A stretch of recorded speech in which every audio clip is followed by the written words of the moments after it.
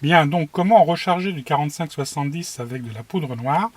La première opération consiste à bien sûr avoir nettoyé les douilles et ensuite à nettoyer le logement d'amorce. Pour nettoyer le logement d'amorce, on peut soit utiliser un outil à main, comme ceci, soit utiliser un autre outil qui est celui-ci avec des fibres, qui est peut-être un peu moins pratique parce qu'on on est vite embarrassé avec les fibres, ou alors un outil qui est celui-ci qui se monte sur en fait un ébavureur et qui permet aussi de nettoyer le logement d'amorce et qui permet d'aller excessivement vite.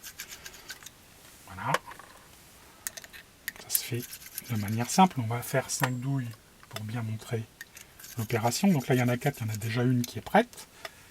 Et on a donc nettoyé le logement d'amorce. Opération suivante, la mise de l'amorce dans la douille.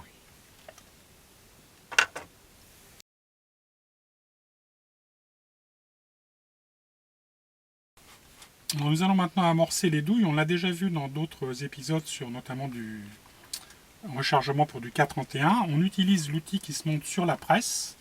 Donc je présente ici l'amorce dans l'outil et on glisse bien sûr l'amorce sur le shell holder et on amorce la douille. C'est cet outil qui permet d'avoir une régularité d'enfoncement exemplaire par rapport aux autres systèmes qui sont un peu plus aléatoires, notamment dans le réglage de la profondeur d'enfoncement.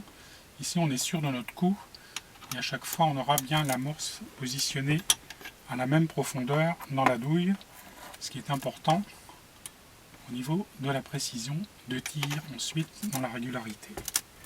Donc voici, nous avons donc amorcé nos douilles et l'opération suivante va consister à charger ces douilles avec la poudre noire. Alors les amorces que nous allons utiliser, on va les montrer tout de suite. On utilise aussi de la large rifle qui est un lot classique de Winchester qui sont relativement tendres et qui seront particulièrement utiles dans l'utilisation d'une Sharps 6 Sharps en 45-70 par rapport à des amorces notamment CCI qui sont un peu plus dures.